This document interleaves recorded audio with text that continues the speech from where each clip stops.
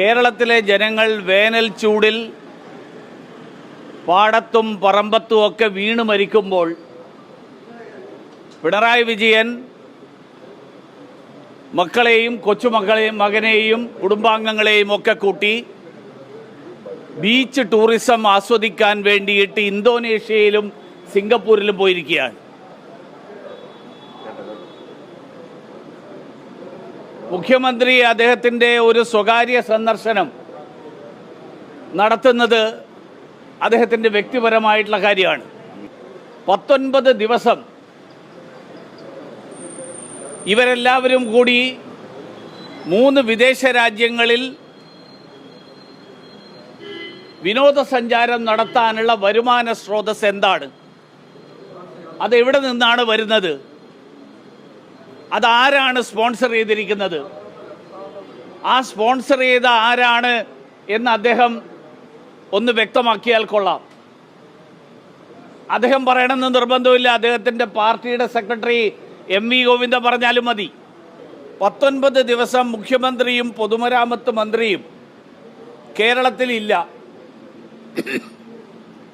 ഈ ചുമതല, മുഖ്യമന്ത്രിയുടെയും പൊതുമരാമത്ത് മന്ത്രിയുടെയും ചുമതല, അത് ആർക്കാണ് കൈമാറിയിരിക്കുന്നത്? ഒരു പത്രക്കുറിപ്പ് ഈ കാര്യത്തിൽ ഇറക്കിയതായിട്ട് എൻ്റെ ശ്രദ്ധയിൽപ്പെട്ടിട്ടില്ല. നിങ്ങളുടെ ആരുടെയെങ്കിലും ശ്രദ്ധയിൽപ്പെട്ടിട്ടുണ്ടെങ്കിൽ അന്ന് പറഞ്ഞു കഴിഞ്ഞാൽ ഞാനത് തിരുത്താം.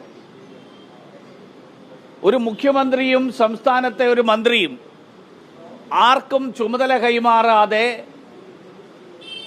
അങ്ങ് തോന്നിയ പോലെ ഇറങ്ങിപ്പോവുക എന്നുള്ളത് കേരളത്തിലെ ജനങ്ങളോട് കാണിക്കുന്ന അങ്ങേയറ്റത്തെ നിരുത്തരവാദമല്ലേ?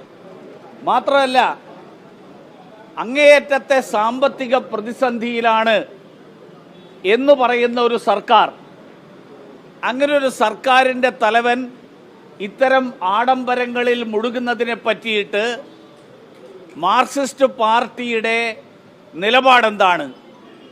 സീതാറാം യെച്ചൂരി പാർട്ടിയുടെ ജനറൽ സെക്രട്ടറി എന്നുള്ള നിലയിൽ ഈ കാര്യത്തിൽ എന്തെങ്കിലും അഭിപ്രായം പറയുമോ? എല്ലാ കാര്യങ്ങളിലും മോദിയെ വിമർശിക്കാൻ സമയം കണ്ടെത്തുന്ന ആളാണ് നമ്മുടെ CPIയുടെ സെക്രട്ടറി. അദ്ദേഹം ഈ കാര്യത്തിൽ ഇതുവരെ എന്തെങ്കിലും പറഞ്ഞതായിട്ട് കേട്ടിട്ടില്ല.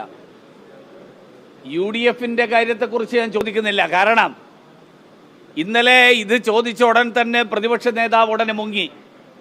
കാരണം പ്രതിപക്ഷ നേതാവ് മുഖ്യമന്ത്രിയുടെ ആഡംബര യാത്രയെക്കുറിച്ച് ഒന്നും പറയാനില്ല എന്നാണ് പ്രതിപക്ഷ നേതാവിൻ്റെ നിലപാട്.